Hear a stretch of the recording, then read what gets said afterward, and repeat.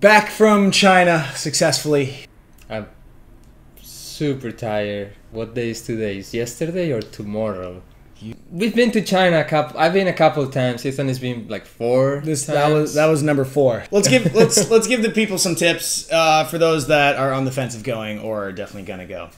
It definitely helps to have some insider knowledge rather than being surprised for the first time when you hit China, because it will surprise you. Oh yeah, like there's 100%. Like a few things is really good to know before you go, so you don't get screwed. Yeah. Right at the airport. I think number 1, you're going to need a visa for China. So do all the paperwork. It's very simple. You go to the consulate, make sure you have a hotel reservation. It doesn't have to be the hotel you're going to stay at. Just bring a reservation. Because if you don't bring it, they're going to get a fake one in the consulate and they're going to charge you for that. So. And you also need to have a contact there, like a name and number? No? No. For me, it was just hotel and flight ticket. Spanish, European. I guess. For Americans, different. Bring your passport, second ID, driver's license, government issued ID of any sort. You're gonna need a contact of someone's name, preferably their Chinese name, and then a phone number, and then an address of where you're gonna be staying. You can honestly, most likely, just put whatever. No one is gonna understand our alphabet. No one. So if you wanna go to the hotel, make sure you have the Chinese address, like written on Chinese, to show to the taxi driver. If not, number 3, internet is not internet. It's like an intranet. You don't get access to any websites you used to use. So you go to Google Store or App Store, whatever. Store, yeah. Download the VPN app. There's tons of free ones, but you got to watch out. The free ones tend to have malware and can infect your phone with viruses, which is not good. Make sure you do that before getting there. Oh yeah, because once you get there, you're going to want internet of some kind, because it's going to come in handy for translating and showing people where you want to go. Oh, because if you don't, like you said, don't have the Chinese written out wordage, verbiage, words, then you're probably pretty screwed. This is not a country where if you know English, you're going to be okay. No, not at all. Download the app WeChat. Everybody uses that. Make sure you have an account set up before going there. It happened to me. I didn't have the account. I couldn't connect with anybody.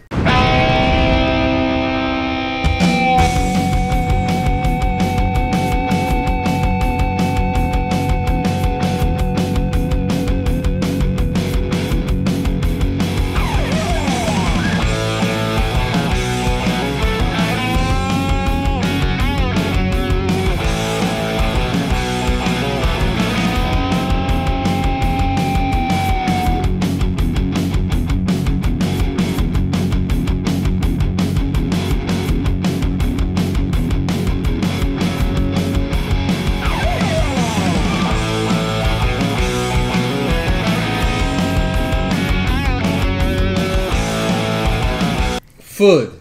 Ooh, food. I am vegetarian. It's tricky.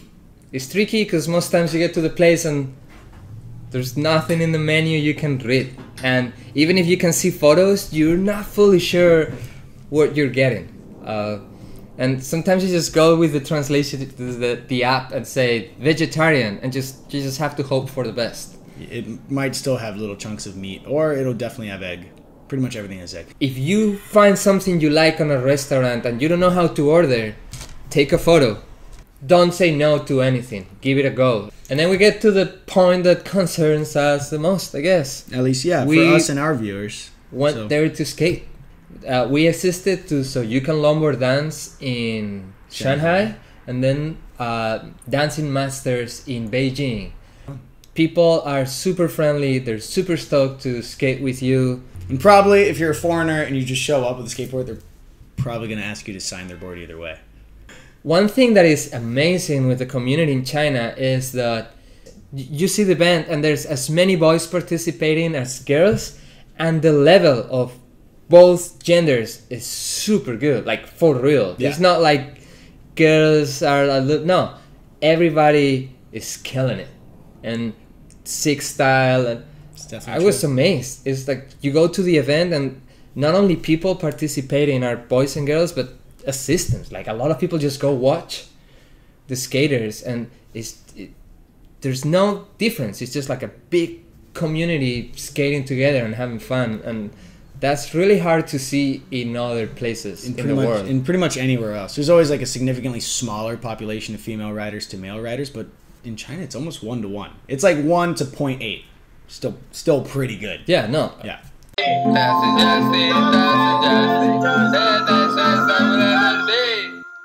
Okay, Taz, we are taking the navigation panels from China.